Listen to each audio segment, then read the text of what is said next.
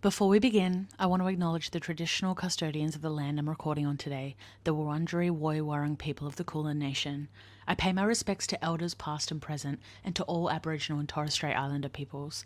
This land holds generations of storytelling, culture and connection, and I honour the stories that have shaped this country and continue to live on. Always was, always will be, Aboriginal land. It's sweater weather. Finally, sweater weather. It's about time. If you don't know that reference, get out. This is Shaunanigans. Take 486. I just recorded this episode. It was 40 minutes and the microphone was not plugged in. Love it. That is the chaos that is Shaunanigans. Anyway, welcome to Shaunanigans, the podcast where chaos meets contemplation via a really great seasonal metaphor. If you know me, I love a metaphor. If you come to me with a heartbreak, with an existential crisis, with a mild inconvenience, I will go to my pantry, figuratively and literally, and I will get a metaphor. I love a food metaphor. I didn't get this ass without a food metaphor, you know what I mean? I don't know what I mean. Anyway, I figured this episode would be a little bit of everything. Last episode, I did not really do much of an introduction because I was like, everybody already knows me. But the goal is to have new listeners. So if you are new and you don't know me, or if you do know me and perhaps you just know like this much of my life, let me give you an intro. I'm Shauna, and I know I'm going to preface this. A person's job is not their identity, but I feel like if I present to you some of my background, it'll make a little bit of sense as to why I have all of the hot takes that I do and as why I'm also as unhinged and tightly wound as I am. I grew up in a country town called Adelaide. Look, I've had quite a few people be like, where are you from? I'm like, Adelaide. They're like, oh, that makes sense. You give very country town vibes. I'm like, Adelaide is not a country town, except it kind of is because everyone knows everyone. Everyone is really nice. It's 20 minutes to get from A to B. I've been in New York City and met an Australian from Adelaide. And the one question, we all know what it is, where did you go to school? And every single time we can be like, oh my gosh, you know so-and-so. There's like -5 degrees separation in Adelaide, which is exactly why I moved away. I moved away in 2013 to become a teacher. I was a travel agent and an event coordinator. Then I went to become a teacher. I've done social media. What else have I done? Oh, I was a producer and writer, directed an episode for an Emmy-nominated show. That's exactly right. And I've even picked grapes at a vineyard for a day. I had no money, and a friend of mine, Anna Weatherup, shout out, love her. She does this kind of for fun, and I'm like, this is not fun. But I put on my flannelette shirt, which was lent to me by my roommate, Gabby, and she also gave me this like hat that actually protected my skin from the sun, which none of my hats did. They were all for fashion. So yeah, there's a hysterical photo of me looking the saddest ever, going to pick grapes. And I know that it is quite a privilege to have a job, to be employed, but that was rock bottom for me. You will not catch me going and picking grapes. And do you know what the worst part was? It was, I think, an 8-hour day in the sun, and I didn't know that there was not going to be internet connection. Like there was no phone reception where we were. We were out in the sticks. And so I only had 4 songs downloaded on my Spotify. I can't remember what all of them were, but I just know one of them was My Heart Will Go On by Celine Dion. And I was like, it's fine. I can talk to people while we're picking grapes. Not one person wanted to talk. They're all like headphones on, just picking, getting their $18 an hour or whatever it was. Like I thank God that was just a day's work for me, and that's it. It's just not my calling. Anyway, PR, marketing. I feel like if I were to maybe I just need to edit that segment and bring it to a psychiatrist and be like, here, doc. And they'll just be like, yeah, you have ADHD. Here's some medication. And I'm like, that's why I'm burnt out. It's because I want to do 50 things at the same time. And also hormones. Being a woman is hard. This week has been difficult. Maybe she's born with it. Maybe it's birth control. That's been me. That's me in a nutshell.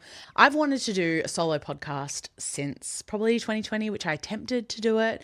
I did 4 episodes and then completely dropped the ball. But this is higher stakes because in 2020, everyone was doing everything online. And now I think people are out touching grass again, but not me. I am chronically online and recording it for your entertainment and learning purposes. I am such a mixed bag of chaos, basically. Everything is a joke. Everything is funny to me. I will find a sarcastic comment to slide into every inappropriate situation. And also the other side of the coin is I am deeply spiritual. I am deeply thoughtful. I want to get to the very bottom of my psyche and like sweep out all of the gunk and all of the mess. So then, you know, it's nice and clean and perfect. And apparently that's not possible and you can't, there's no such thing. Like life is about growing and it can be messy and blah, blah, blah. Anyway, so this episode I decided to like combine 2 of my favorite things is like getting to the bottom of my problems and autumn because after all, it's sweater weather. Finally, sweater weather. It's about time. If you don't know that reference, get out. I'm just kidding, whatever. This is an inclusive space. It's an SNL skit. It's fantastic. It is what made me who I am. I thought today I'd talk about autumn because I moved to Melbourne 2.5 years ago and I've lived in several different places around Australia, from Adelaide to Sydney to Newcastle to the Central Coast, and have travelled a bit. Melbourne/Victoria is my favourite place for autumn. Autumn is possibly my favourite season. It would be spring, except hay fever. Moving to Melbourne has killed me. Did you know? This wasn't on the flyer when moving to Melbourne, but Melbourne has the highest level of allergens per capita in the world. So as an already sneezy individual, moving here has been hell. What is so ironic about the fact that I love autumn is I hate change. And autumn is the season of change. The thing with autumn, first of all, let's start here. Why does America have the monopoly on autumn? Like pumpkin spice lattes, I don't see them here in Australia. Yeah, you could probably get it at Starbucks, but other than that, like pumpkin spice is everywhere. If you've been to America during the autumn months, it is unbelievable. You know how in Australia we have like all of the Christmas paraphernalia and all of the Easter, like everything is Easter bunny themed. Like I feel like every year it gets more intense, and that's on consumerism.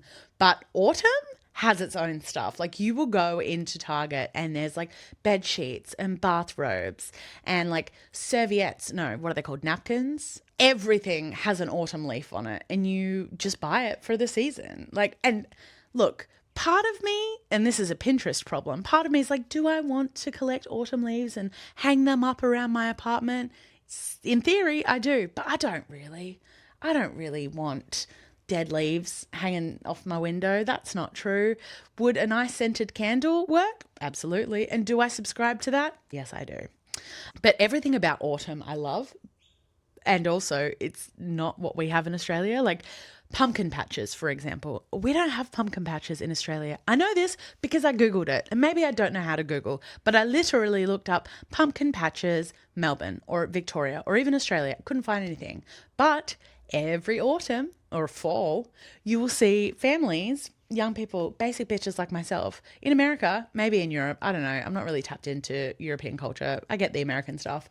But they will go to a pumpkin patch and like sit on a bale of hay and pose with a pumpkin, and they'll go pick a pumpkin and they'll take it home. I don't know do they carve it? I know that they obviously carve pumpkins for Halloween, but I don't know. I just like the idea of going and picking a pumpkin. We can't do that here.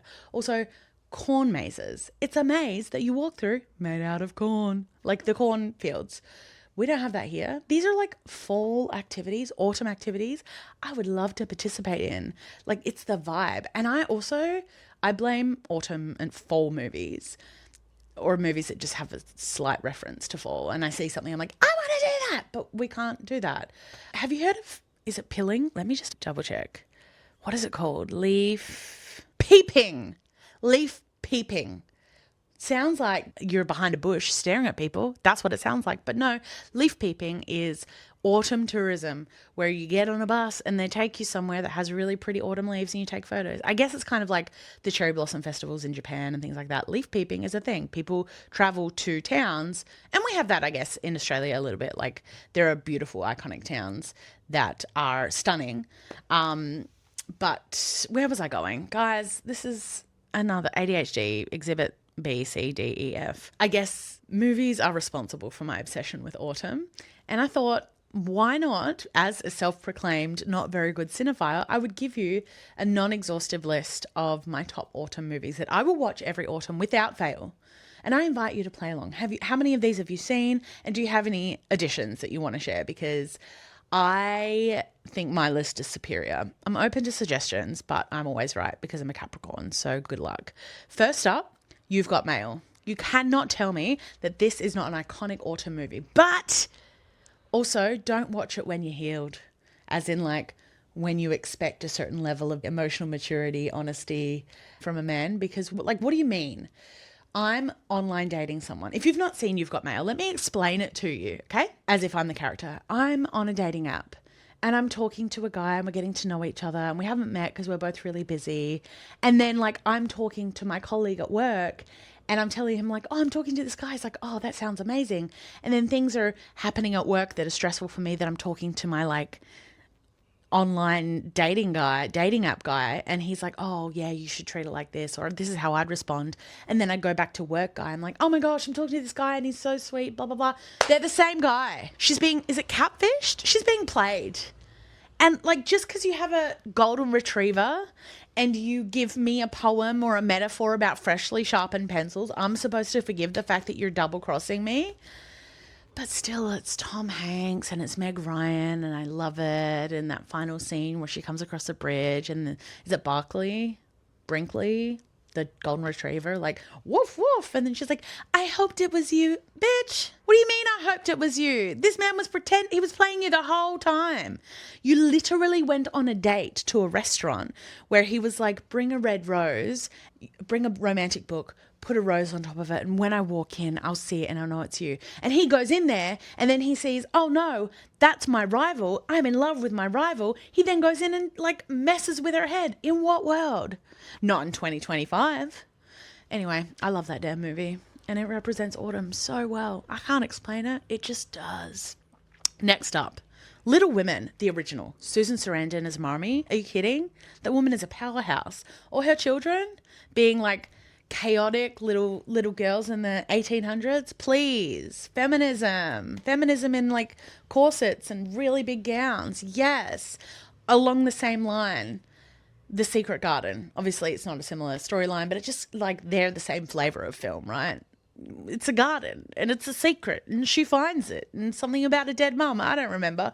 I watch it every year and I still forget, mostly because I think I watch it while I'm napping on the couch because it's cozy and I've got my mulled wine. That's a thing.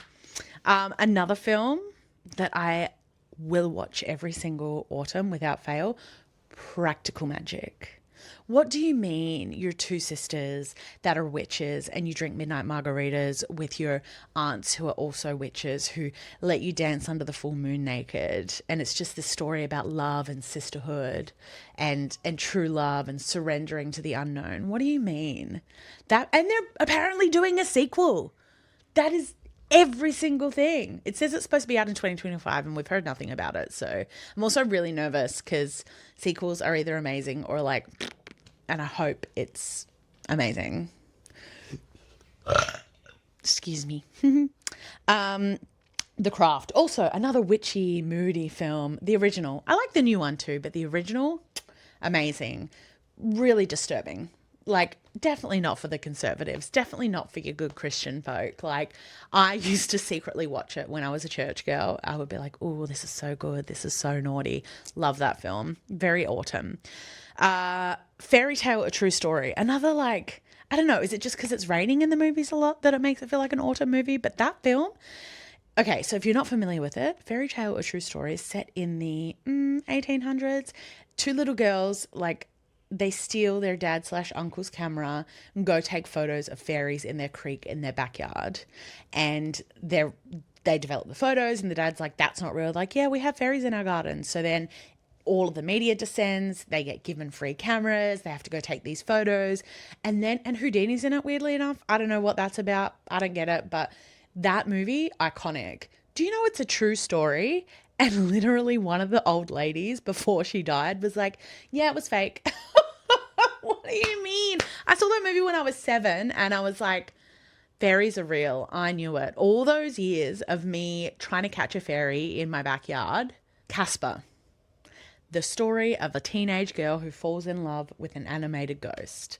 That like secret lair, getting in the chair and going down the mansion and finding the mad scientist, what is it called? Workshop, studio, lair. Ugh, that film. And then the party at the end and she gets to dance with the ghost. These movies are real strange, I'm realizing. They're a bit strange, but they're awesome. Another film, Mona Lisa Smile. I can't explain it. Is it because it's set in a big like brownstone, like brick mansion university in the UK or in America? I don't know where she is. Point is, that feels very autumn as well. Put the couch on. Put the couch on. Put the TV on. I have a projector in my room. Like I have a TV, but I also project films up on my blind and it is a game changer. So highly recommend. And they're inexpensive. I put that on with some like homemade soup. It's just so good. And these movies hit better in the daytime as well. Like nighttime movies, they're okay and cozy or whatever, but daytime cozy movies, 10 out of 10 every time.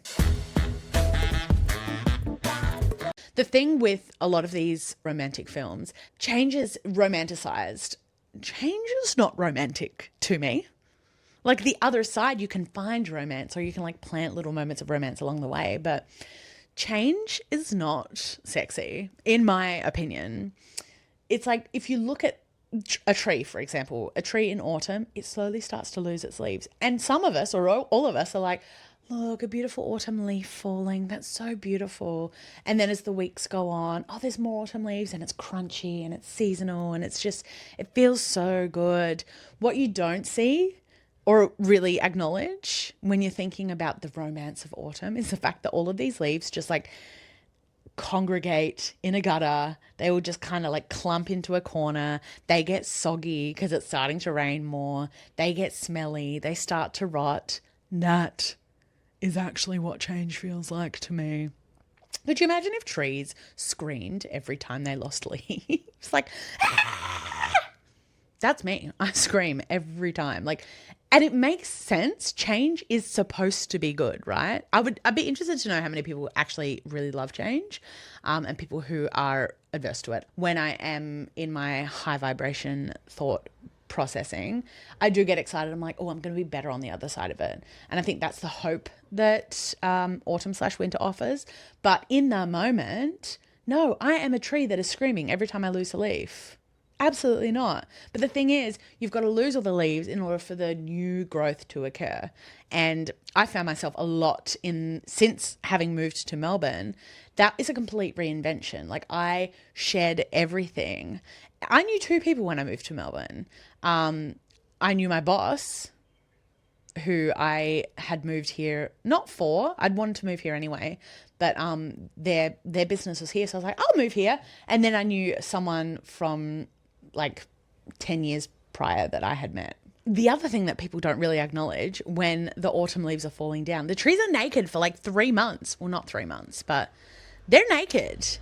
And that is not comfortable. I mean, I don't know how the tree feels, but for me, when I start to shed all the things that no longer serve me, I'm impatient. And I want to try and force the new growth and force the new things. So I'm not just standing there naked in a season of awkwardness, but that has to happen. Like everything has to fully be gone before new growth happens. And so that's something that I found, and this podcast is representative of the new growth, of a season of newness. And it's not like the leaves have come from nowhere. All of the nutrients come from the roots. They're stored in the tree trunk. I'm making this up, by the way. I don't know if that's how a tree works. Shauna, stay out of the classroom. But you know what I mean? Like the leaves don't just appear. Everything that is needed to grow the leaves is in the tree itself. It's always been in the tree. So it's not like when the leaves are being lost, something is truly being lost. Everything that is needed for the next chapter, for the level up, exists in the tree. So I guess I'm saying that to myself and to anybody else who feels like life is a little bit unsteady at the moment, because obviously we all go through seasons. But one of my biggest lessons at the moment is letting go of the things that do not serve me and knowing that what comes next isn't just going to magically appear and not be the essence of who I am, because what it takes to grow these new things already is running through my veins. It's made up of all of the previous experiences that I've had. So yeah, that's essentially this podcast, is newness created from all of my past experiences. And it's scary. I feel like I'm just starting to sprout leaves and I don't know how it's going to be received, but the trees are not concerned with anybody else's opinions. They just be, they just exist. And the people who appreciate them stop and stand in awe and appreciate the shade and pick the fruit and enjoy. Like, I could go on with this metaphor for 4 years, but I'm not going to. The point is, I'm excited about this new chapter. I am nervous and I'm making sure that what no longer serves me truly is left in the past. And this new chapter I'm excited to build with all of you guys. And so in future, I would love to know what you vibe in terms of episodes. Like, obviously my guests, someone like Nat, we're just going to kiki, we're going to have a really good laugh. But I also am as deep as I am jovial. So I'm trying to figure out this balance and what this pod will look like. I just would be interested to know what you guys think. I thought I would finish my solo episodes with my obsessions. So what I'm listening to and what I'm watching. So first of all, what I'm watching. Both of these shows actually are on binge. That's a coincidence. I don't have an allegiance to binge, but I might for the right price. The first one is Funny Woman. It is a show starring Gemma Arterton. It's giving Marvelous Mrs. Maisel. It's set in the 50s, 60s? 60s. And she wins Miss Blackpool, which is like a local beauty contest. And she is like blonde, really beautiful, the picture of beauty. But she's really, really funny and people don't take her seriously. Like, people don't believe that she's as funny and talented as she is because she's so beautiful. She ends up going to London, manages to audition for a comedy show where the role was supposed to be a serious role, but she went in and was an absolute clown and booked the role. And it's just her, this like rough girl from the north of England, taking the UK by storm. And I love it so much. And I don't know if they're doing a third season. I watched season 1 and 2. I binged it all and loved it. So if you love Mrs. Maisel or just funny women, you want to watch Funny Woman. The other show that I'm watching that I'm about to watch the finale of, and I'm very sad that it's ending, is The Last Anniversary. It is a drama. It is Australian. It stars Teresa Palmer, Miranda Richardson, Danielle McDonald. It's about a young woman who inherits a house on an island, but the woman who left her the house is like her ex-boyfriend from years ago, his grandma. So she has nothing to do with this woman. She revisits the island where the whole family lives and it's just drama galore. There's a murder mystery that she's kind of investigating from like 50 years prior. It's excellent. So I would highly recommend that. In terms of what I'm listening to, I'm so excited to share this. It's so random and I don't care. This is my podcast. First of all, Groovy Flute by Manu Dibango. I'm going to say, I don't know if that's how you say his name, but this is from the album African Voodoo. I love this song so much. I listen to Groovy Flute Radio, which is on Spotify. You know, you can create a radio station based on a song. I listen to this all the time. It's like my cooking playlist and also cleaning playlist. And if I just want to get out of a funk, do like a little shimmy, this is it. You're not ready. It is actually a flute.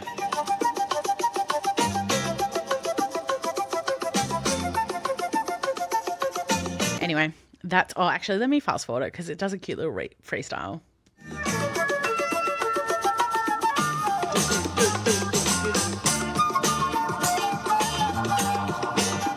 So that is such a vibe. I am listening to that on repeat. And the other is a 1975 album by Parliament called Mothership Connection. This is it's not niche. It's niche in my circles. And hopefully through this, I'll find people who vibe with this. But this album, particularly this Give Up the Funk song. Like, what do you mean? You can't be sad listening to this song.